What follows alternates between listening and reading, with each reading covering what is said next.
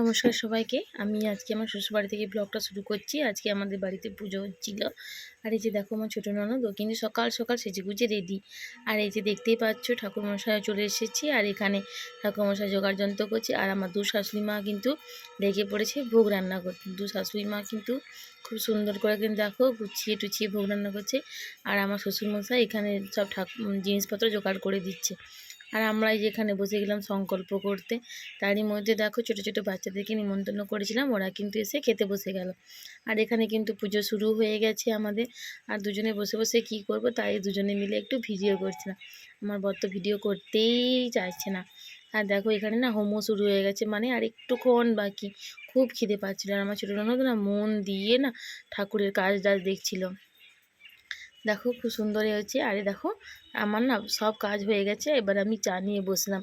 তো চলো tata bye bye সবাইকে।